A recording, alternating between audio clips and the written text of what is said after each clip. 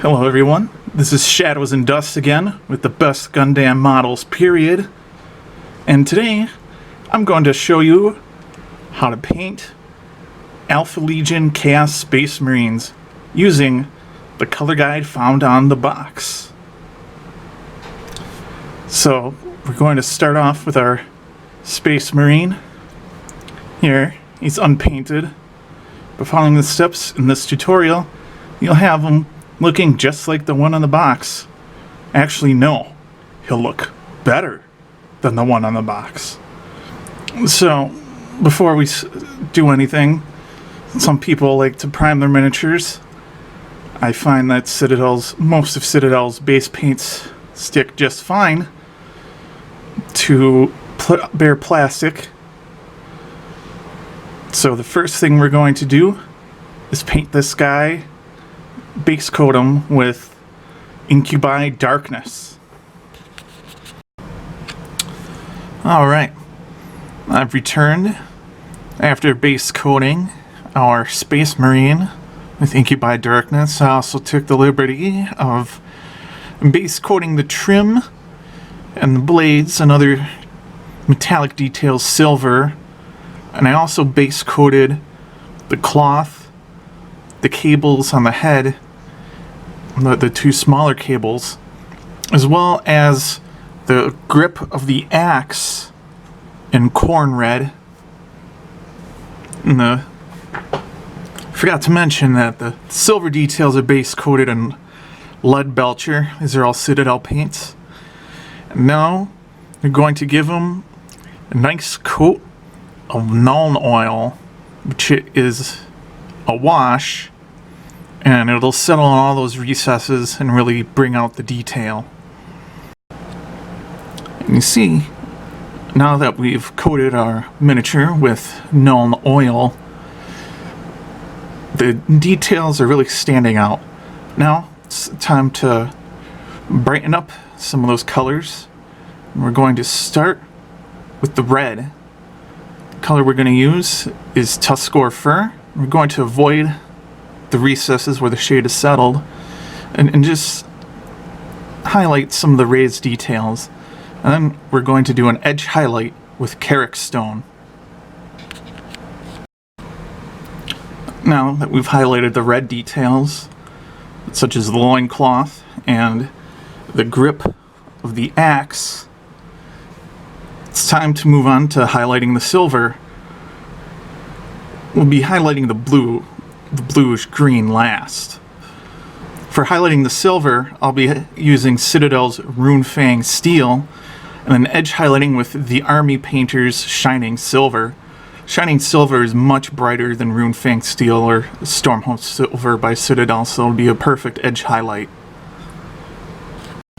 Okay, now that the silver is done, I also took the liberty of painting in, if I can get it to focus, painting in the eyes, as well as the gems on his knee and on his axe with the Army Painter's Shining Silver, because we're going to go over that with a Tamiya Clear Red later.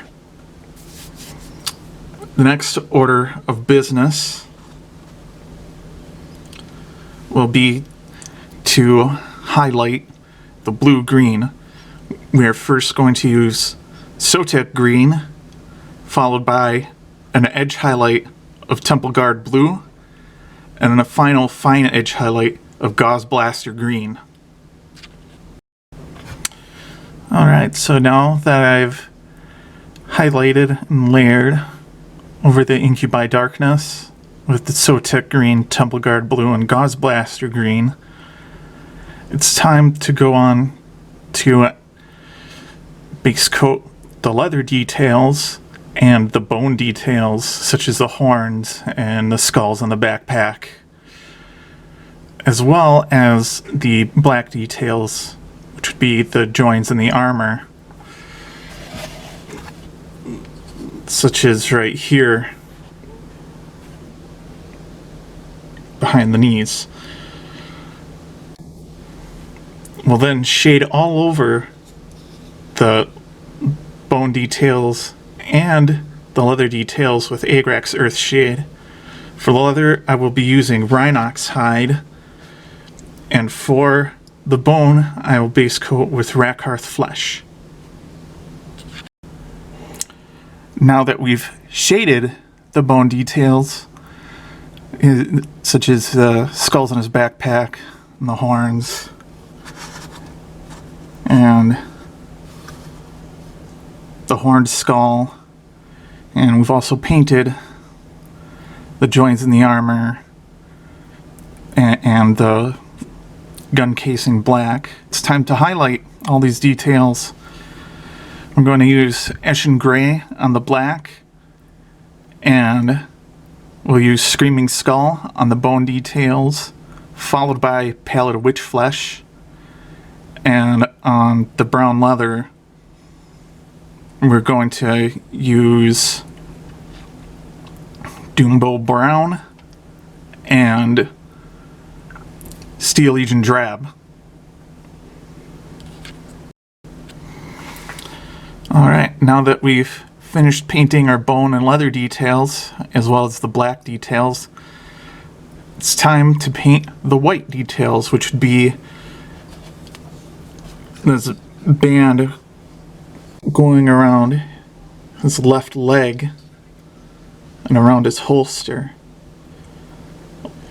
First, we will paint with Celestial Gray, then shade with Agrax Earthshade, and then highlight with Althuan Gray.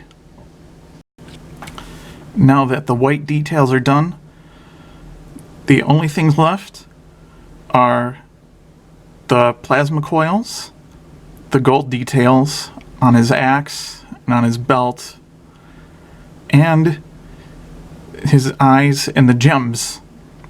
We'll be starting off with the gold details with a base coat of Balthazar gold, followed by a layer of Gehenna's gold, and then an edge highlight of Rune Fang steel. Alright, so I finished the gold, finished basing, shading, and highlighting it. I also took the liberty of doing the plasma coils on his pistol.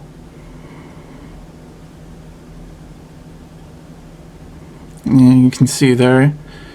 And the way you paint those is you start with a base coat of Corn Red, and then you layer with Wild Rider Red, followed by Troll Slayer Orange, then Fire Dragon Bright, and lastly, if this camera will focus,